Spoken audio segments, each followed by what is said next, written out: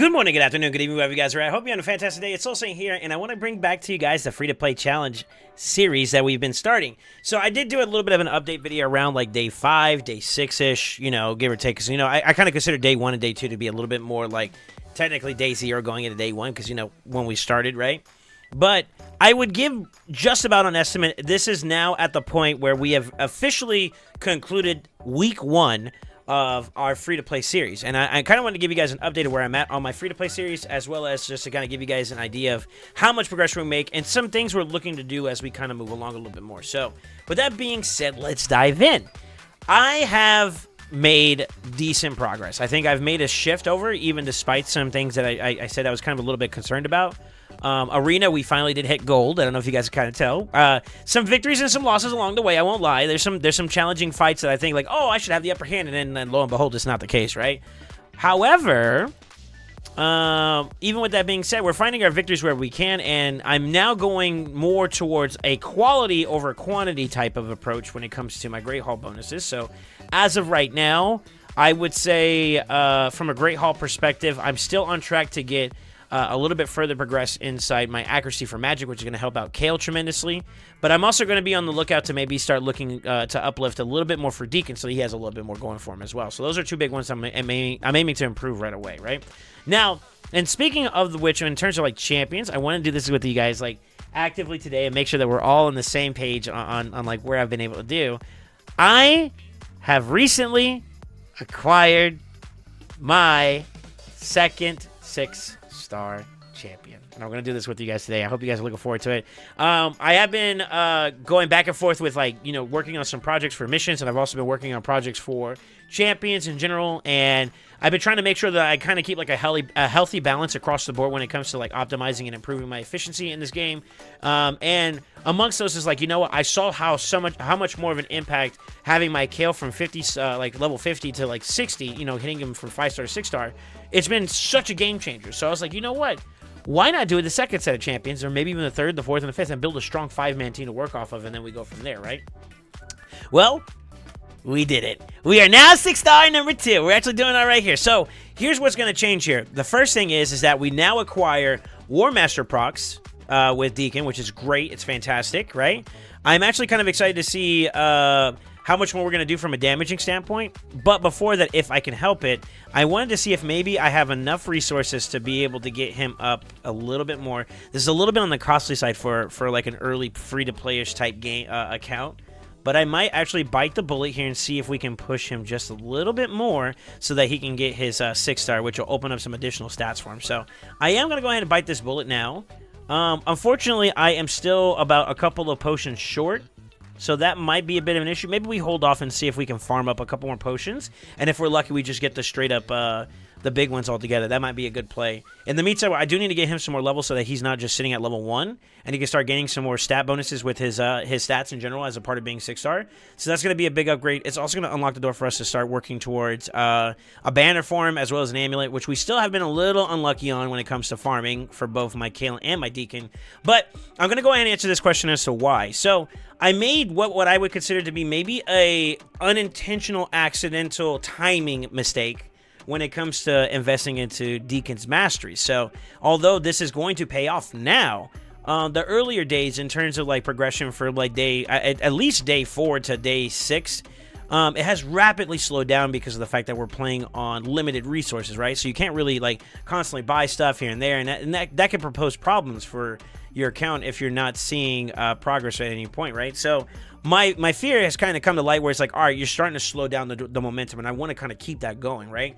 So now every single stage that I do, or every single little bit that I do in general when it comes to this account, it's very important that I do be very careful with how I use my energy. So like investing in my champions, and this is kind of where I'm going to go at.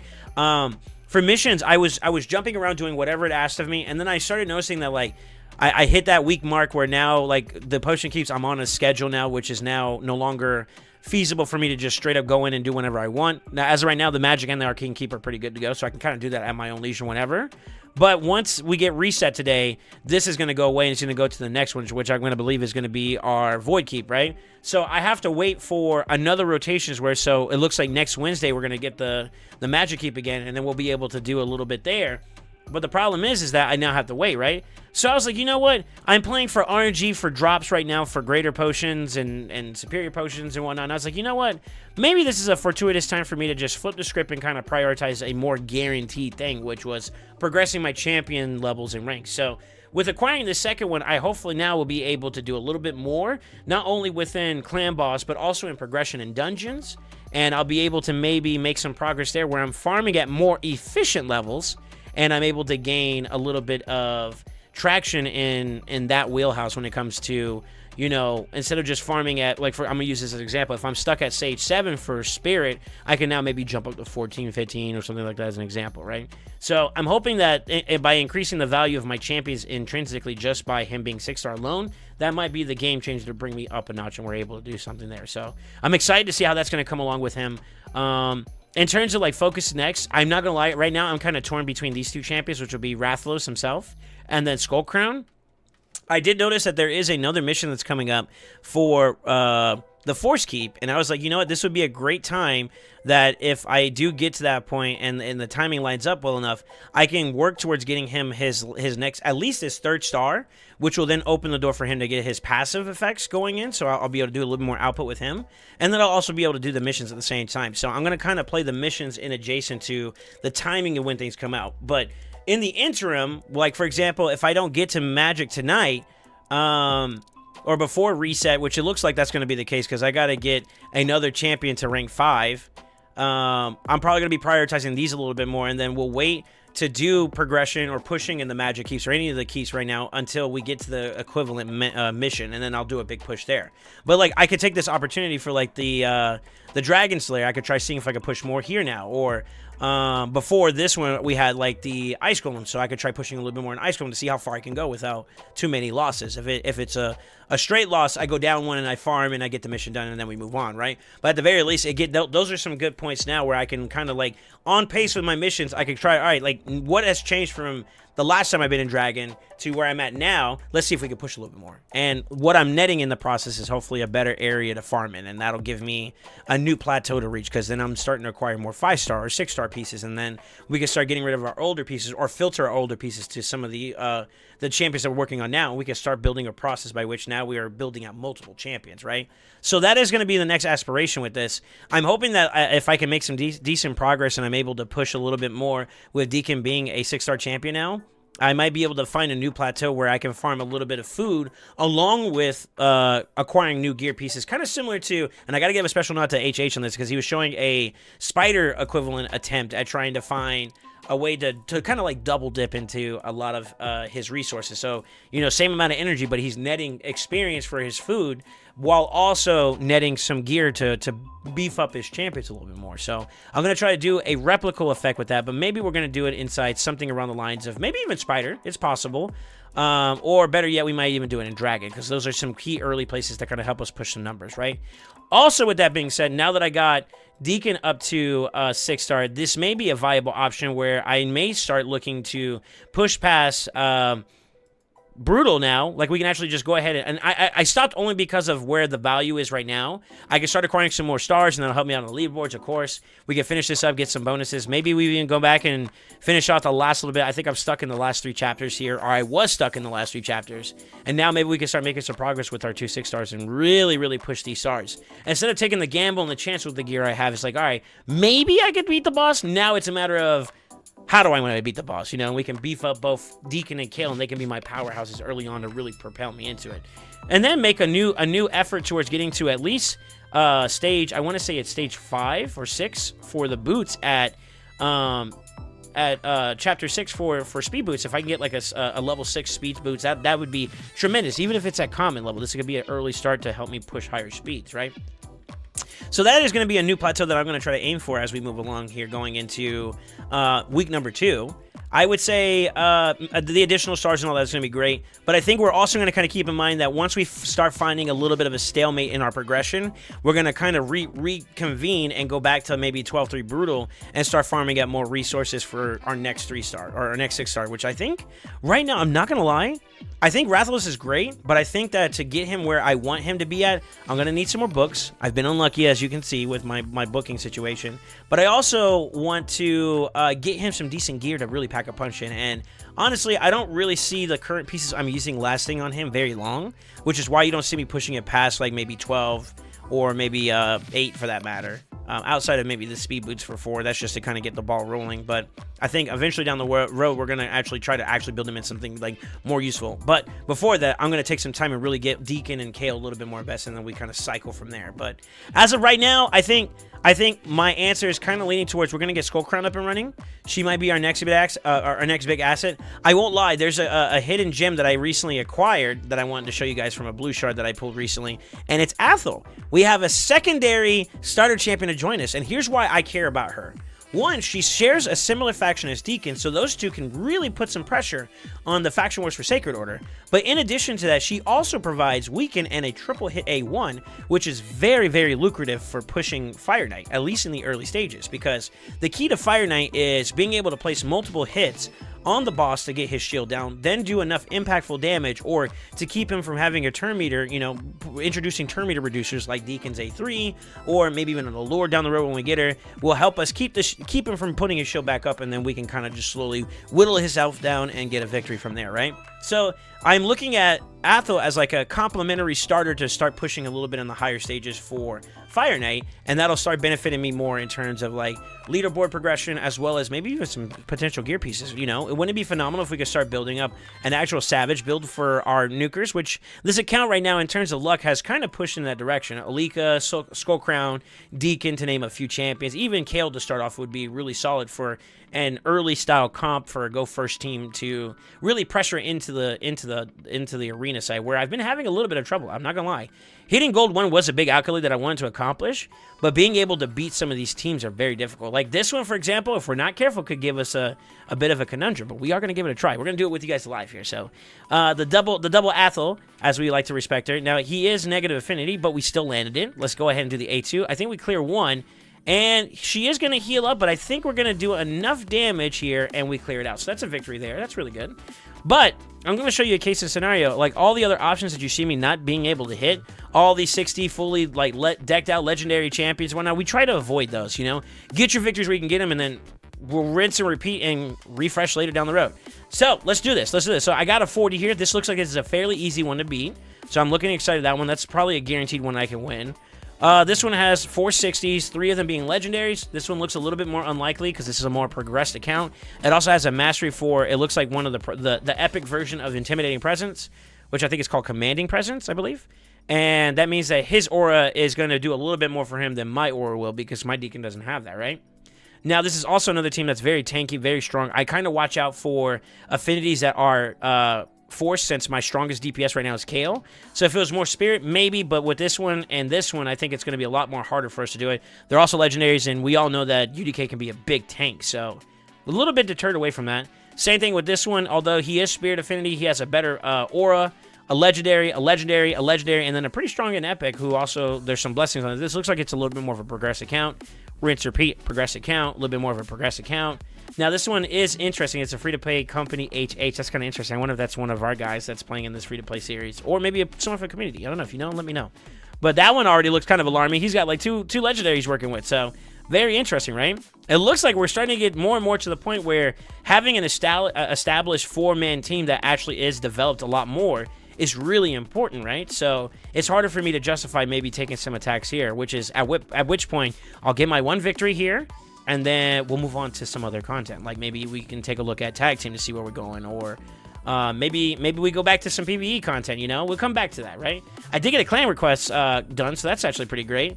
I don't know if I'm going to be able to get the Spirit one, or the Spiderling one done fast enough, which is going to be interesting. We may actually make that some priorities. But this is a little bit of a hidden reserve here. This week's refresh for my clan that I'm in right now, with all the other free-to-play content creators at the moment, we all are currently able to get energy, I believe, right now in the second slot here, and I've been actually already steadily buying it. When we're completing this quest, I actually have another 100 energy waiting for me here to use, which is actually a really big bonus to kind of keep myself some form of momentum to kind of keep climbing. Now, I will say this, on the Bazaar side, I am staying true to this focus here. Remember, I did say I was going to go for Broadmaw in the last video. I'm actually going to keep that momentum going. Now, I am down to 150. I think this is my 3rd or 4th time going for this, so we do need to watch out in terms of that. It's our third, so we definitely want to be a little careful. Maybe try to get some more victories as much as we can. Keep these resources down, right? I'm going to start looking around and see if we can find some easy 50s, maybe some level 1 champions that aren't, you know, surrounded by 60s, and maybe we can get a couple victories here and there. And that's all I'm doing right now. With an early account like this, I'm looking for single target champions that potentially I could beat, or champions that are a little bit less progressed. Like, for example, this one's a bunch of 40s and 50s. I feel very confident about that one. And then look at team number 3. That's a bunch of 30s and 40s right there, it looks like. So maybe we take the loss on the top team because that one has a lot more legendaries, and we take the 2 teams here and see if we can find some victories there. Now, here's the next key thing I kind of look at is with my team, we'll do a couple throwaways here. We'll do some like comments for the team 1 that we don't care about. We'll bring in whatever we can that may help out team number 2, which is where predominantly it's on the back of Kale. Now, I'm hoping I have enough damage output to clear them out, but if they do go for the Battle of Attrition, we're not looking too healthy. On this side, though, we do have Rathalos, who is a Force champion, and Alika, who's a Force champion. So 3 out of 4 of these champions being magic makes it, okay, I have the affinity win going on my side. We also have a legendary here, so that helps out, right? And then Deacon is technically weak affinity. So that is something we have to watch out for. But Skull Crown is neutral affinity no matter which choice we do. So she's very versatile in being able to move to whatever team I deem fit. So since he's the more progressed, these 2 are the more progressed ones at the moment, I kind of have them spread out to maybe get 2 wins here. I'm not sure this is going to play out the way we want it to, but we're going to give it a shot and see how we do. And basically, that's what I look for. I look for the easy wins to grab. And if we promo, that's great. At the end of the day, I'm looking for as many medals as I can get, try to keep it down. We got a free W there with his A2. My Kale's doing a decent amount of damage. We can go ahead and turn meter boost to give ourselves a little bit more turn. If we get some increase or decreased defenses, which we did, looks like we're off to a really good start here. Full damage actually cleared him out with our Rathalos, and we have our Skull Crown to play some cleanup, and then potentially if she lived, I had Alika to maybe try to lock out her abilities with the A3, or just for extra complementary damage to seal the deal. So it looks like we got a little victory there, so that's really, really good. I'm hoping that we can kind of keep this momentum going. Let's see what else we got here. 150, 160, so we have to watch out a little bit for that one. A level 1 and a level 40. That one might be a 6-star. No, it's 5-star. So he has a technically overall better team, because 60 for 60, and then he has a bunch of 40s and 50s right here in terms of ranks, right? Whereas I have nothing but like level 1s, rank 3s, and whatnot. So it's a little bit of a deficit there. But on the team 3, we actually have a big W here in terms of like, I have nothing but 3 stars to worry about, so that's actually not too bad. Top inside, there's 260, so I would try to avoid that one in terms of like the Battle of Attrition. I think my best choice here is I either skip this fight or I risk the gamble of trying to fight team number 2. Maybe even switch out some champions here. Hopefully with like Deacon and Skull Crown and Alika, we might be able to do enough damage to clear this team out. That's a bit of a gamble there. We could try to bank on just Kale alone. I think the way that I'm going to approach this is we're going to play towards Skull Crown and see if she can clear out some 3 stars. The only one that I'm really worried about the most is that level 50 from Athel right there. But I think we give it a shot. We do have 2 positive affinity champions here that might be able to help get us some damage. And I decided I'm going to keep Oathbound. I think he's going to actually be a core component of maybe as like a 5th member if I don't get Broadmaw. Within a reasonable amount of time, I can actually use him in the interim. He's also a Bannerlord champion, so he complements Rathalos well in Faction War. I think I'm going to keep him. So I know I did say that I wasn't sure how I felt about him at first, and we had a collab video. I'll post that in the description with MTG Jedi. I believe he's gonna have his video out roughly around the same time this video goes out. I'll put it in the comments or somewhere in the description for you to watch. But we did a collab with MTG Jedi and the rest of the Jedi Council crew, which is the team I'm part of. Team Jedi Council. We're gonna try to see if we can. They gave perspective, and I thought that was a healthy information. Even if I don't agree with everything that was said, I do think that a difference of perspective actually does help me out with kind of making sure I double check myself in terms of information or some choices I'm making. So fingers crossed we can keep this going. I did bring in Rathalos for this one. That's what we ultimately decided to do. Let's see if we can get him out. As long as we clear him for the most part, I think we are okay. And it looks like as of right now, we are kind of on the upper end here. He did just use another ability. I think with the A1 and poisons, they'll do the trick. So we got win number 1. Now for the next riskier play here is, can we get this team down within a decent amount of time before Athel becomes too much of an issue? Let's see. Let's go for the A3 here. We did get a lockout, so that does help us out just a bit. I could go for the decreased attack all across the board. I can go for the block actives. I kind of want to shoot my shot even though he has literally nothing on him. Let's go for the A3 here and see if we get at least one hit. It did resist. I'm going to go ahead and hit her with the A1. We were able to clear her out. And then I think now is just a matter of can we finish the deal. Now, decreased defense and weaken, which is kind of clutch from these two champions, gives Alika, who has bare minimum, is what I'm going to say it for gear, enough to get her output. Also, that A2 with the ignore percent, I believe it does, is actually kind of underrated. And notice how she's not even fully ascended. She has no books. She has barely any masteries, and her gear is not even enchanted. And that ignore percent defense, along with the decreased defense and weaken debuff we had on there, kind of helped. Now, that was only if her maximum HP is higher than Alika's, which I'm going to kind of take a bet on this one and say it was. So we definitely got a lot of value out of that extra ignore percent defense to get a little bit more damage out. So a little bit of a W, despite the reality that our build is kind of mediocre on her at the moment. So that's kind of what I do for the most part when I was starting off my free-to-play challenge, is like, we're just trying to find victories wherever we can get them. If I'm lucky, we'll promote into Bronze 2. That'll be healthy for the leaderboards. Maybe we can get some more free wins up there and get some more medals to be a little bit more consistent here. Maybe I can start gathering enough to a point where I can start getting energy as an extra resource. Maybe a shard, if that's valuable. Rare tombs, skill tombs is kind of like a conundrum I'm dealing with right now. I am not immediately booking up Athel. However, I do have 9 books to work with, and if we do like a little bit of a count right now on her abilities, she has 7 there, 4 there. That's a lot more than what we have available, and then she has 1 extra one here that you could put up. So that might be a bit of a conundrum in terms of investment, but who else am I using for rares right now that I really care about? Maybe Diabolist? The Alkali is someone I recently got. I'm not too sure. Maybe we might do something. He does have that remove debuffs. Turn meter fill for himself, and then, of course, decreasing the target's turn meter is not too bad either for 1 enemy. That's the only deficit for him there, but another noteworthiness kind of nod that I got with like Armager, I believe I can either farm for more Armagers if possible, kind of the RNG of mystery shards, or I can start giving him some books or something around those lines, maybe to get him up and running so that we can start preparing for like an actual spider team. He would be pretty core as a component until we get something like Cold Heart, maybe Geo, or someone else who has a more effective turn meter reducer as an option or as an outlet. But yeah, like, I think our account is off to a healthy start. Having 2 6 stars within technically what I would consider to be the total of 1 week is a really good start, I think, honestly. And I'm already, and I wanted to show you guys this. I think I'll go ahead and do it. We could do it now, I guess, but I would have loved to be able to level him up a little bit more. Right now, on average, I'm doing roughly about like 3.5 to like 3.4-ish, maybe a little bit more. I think one of my keys, actually, I did hit around like close to 4 mil. The other one today was about like 3 mil, so like if you do the difference between the two, it's pretty much roughly about where we're at. I think with Deacon going up to 6 stars, I think that's going to really kind of scale up a little bit more, and I'm hoping to really start packing more of a punch there. Maybe we can start looking at Brutal as an option for the next big upgrade. It looks like the clan as a whole is doing very, very well towards progress, and we cleared all the other earlier stages, but it looks like we're starting to move ourselves up to the next one, which is going to be Brutal territory, and that's where having a full team is going to be very, very important.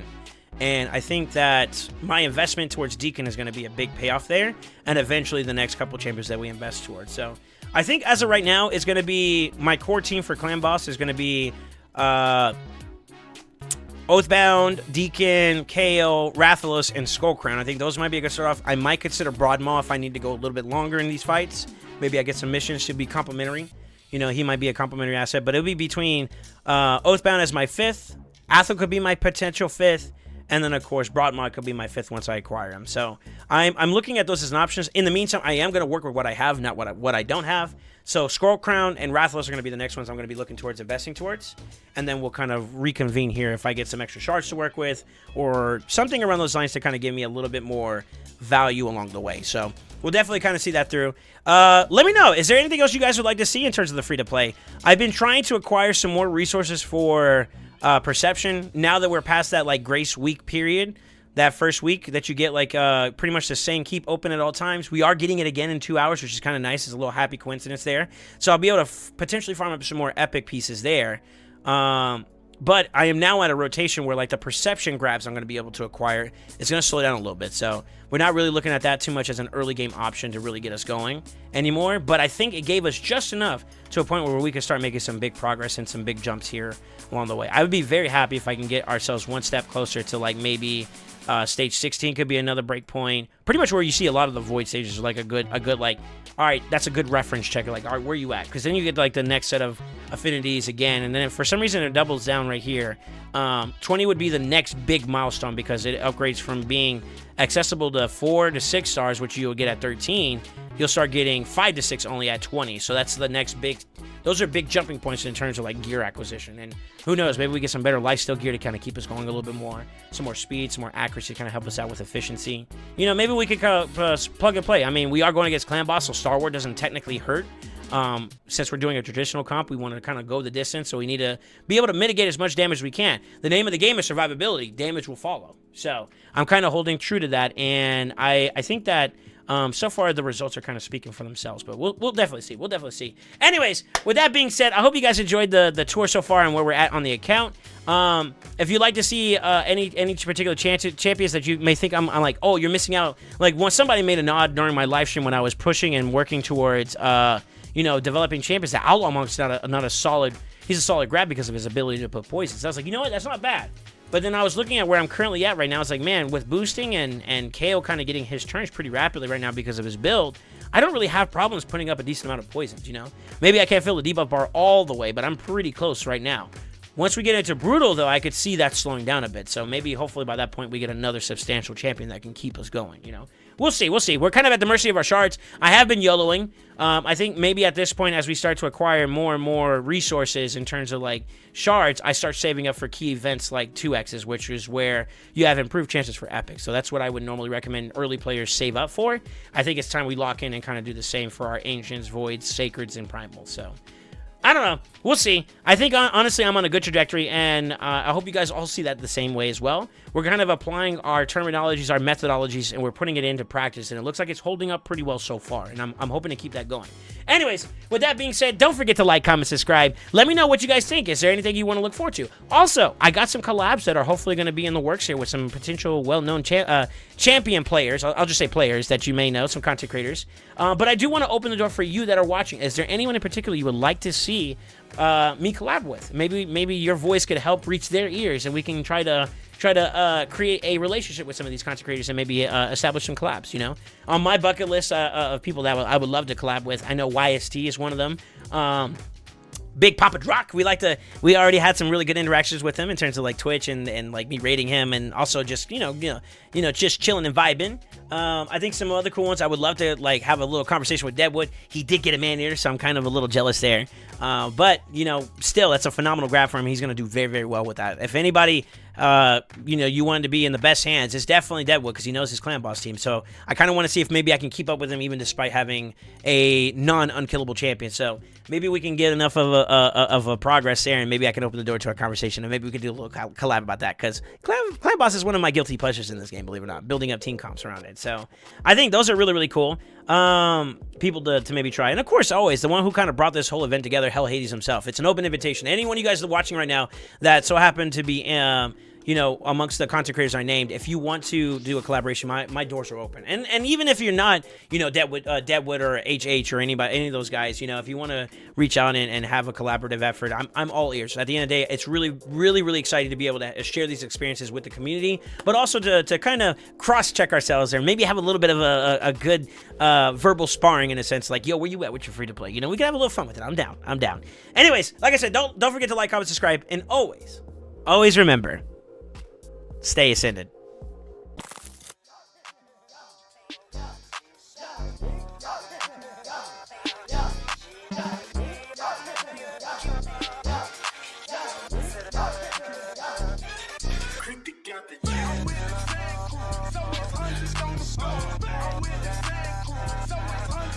So